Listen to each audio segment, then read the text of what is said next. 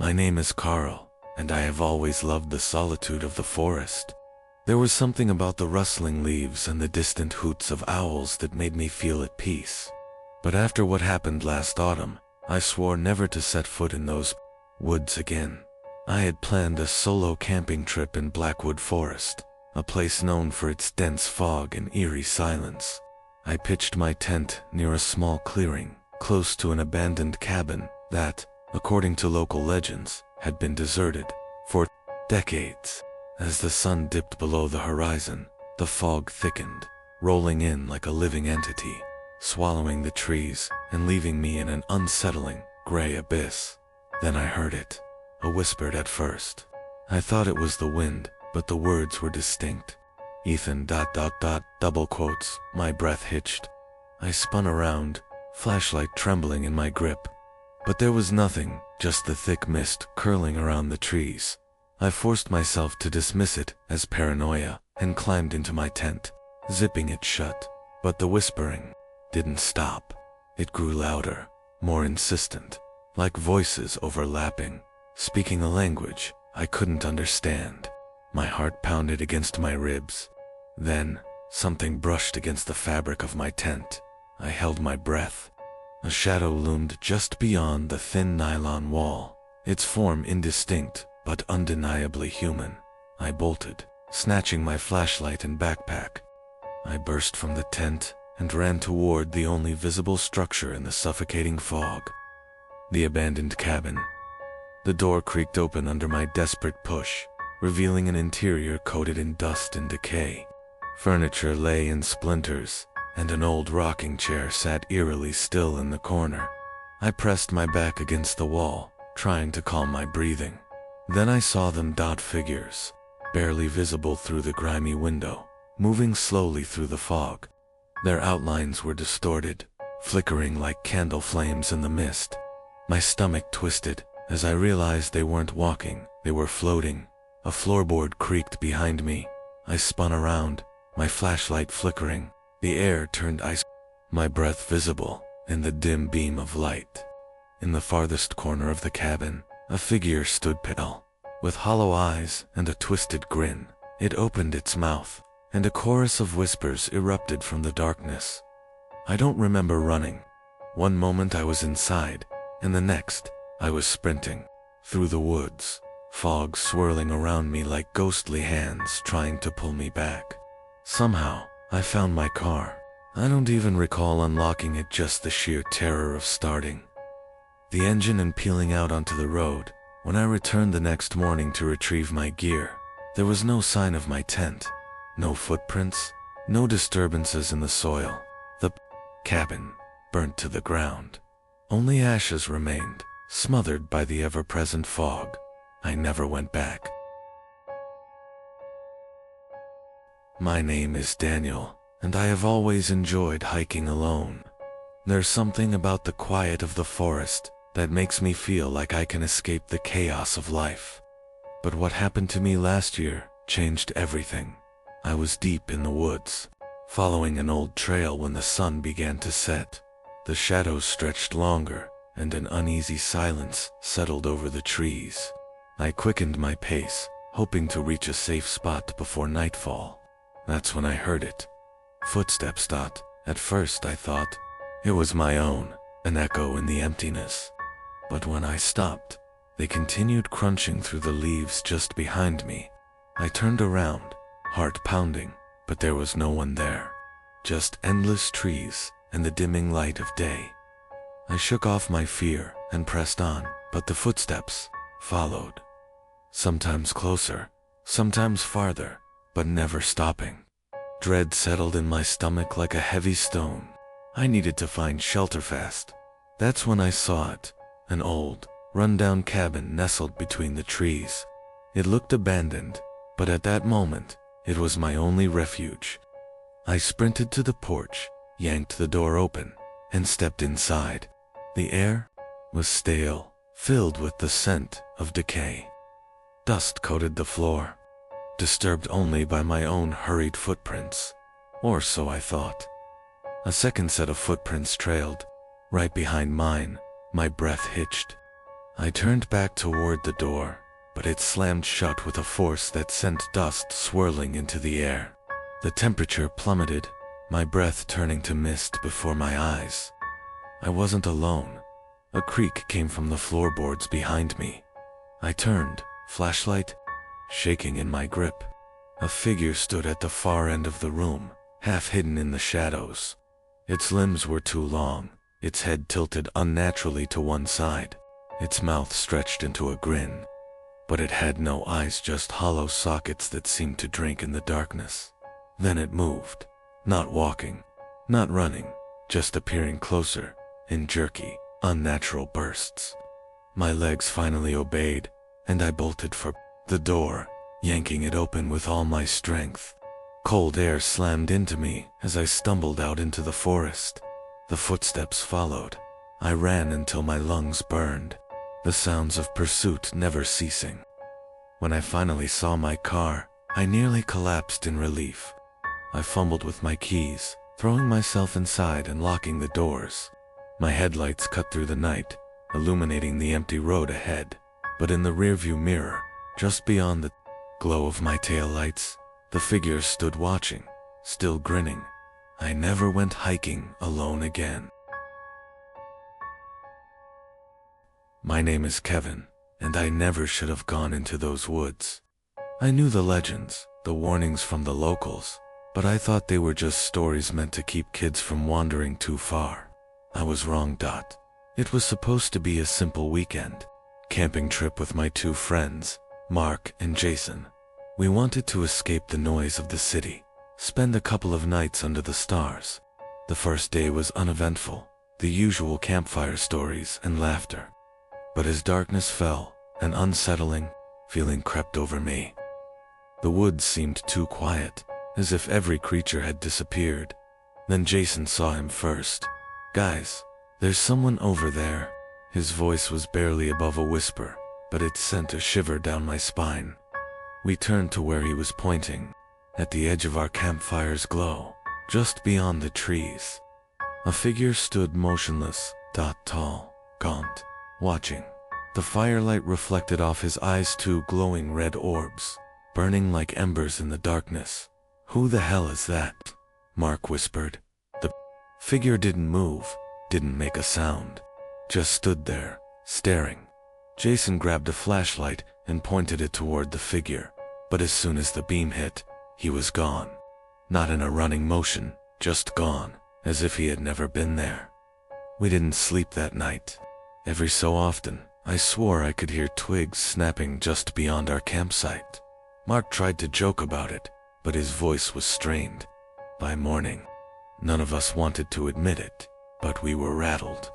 We decided to pack up and leave as we hiked back toward the trailhead.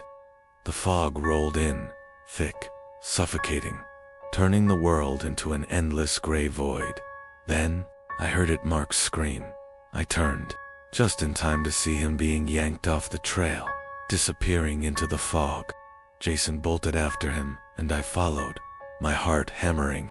But as we stumbled through the mist, there was no sign of Mark, only the echo of his last, choked breath.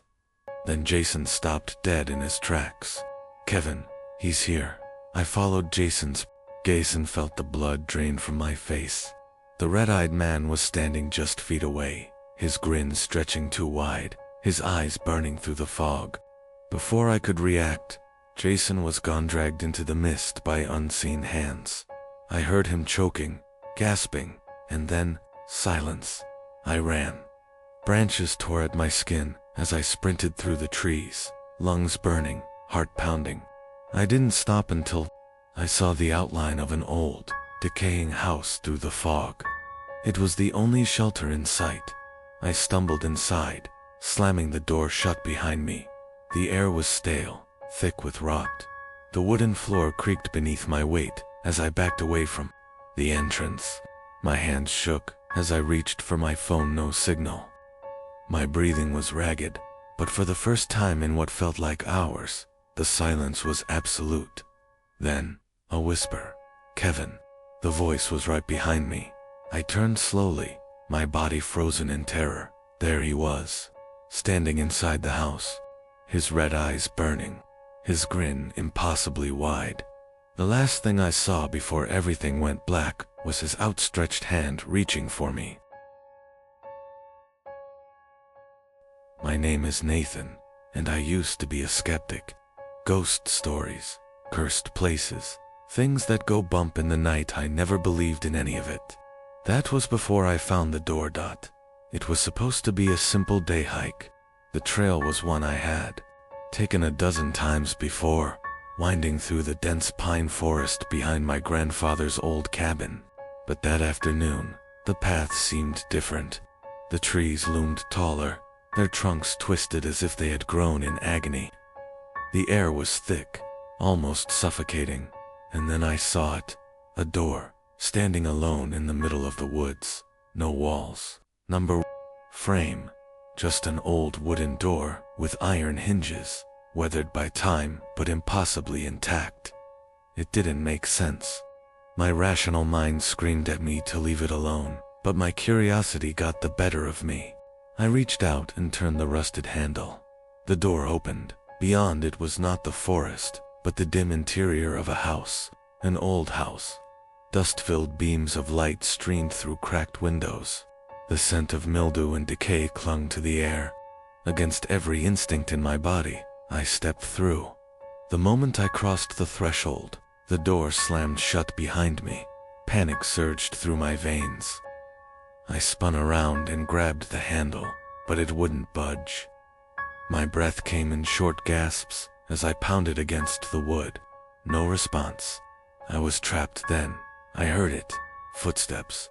Slow, deliberate, coming from the hallway ahead of me. A shadow shifted in the dim light. A figure stood at the far end of the corridor, motionless. Its outline was blurred, flickering like a faulty television signal. My heartbeat pounded in my ears as I took a step back. The floor creaked beneath me, and in an instant, the figure moved, not walking, just appearing closer. I turned and ran, sprinting through the dusty halls, past furniture covered in sheets and rotting wood. The whispers started then, voices from unseen mouths, murmuring just beneath the edge of understanding. My legs burned as I threw open door after door, but each one led to another room, another hallway, never outside. I was trapped in an impossible maze. Then I saw at the same door I had entered through, standing at the end of a darkened corridor, my only way out. I ran for it. The footsteps behind me turned into a sprint. My fingers barely grazed the handle when icy hands clamped around my wrists. The room filled with a deafening whisper, overlapping voices screeching into my ears.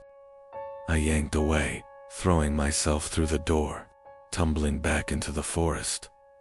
The door slammed shut behind me. I gasped for air. The forest suddenly silent again. But something was wrong. The trees were different. The sky was darker. Then I turned back to the door. It was gone.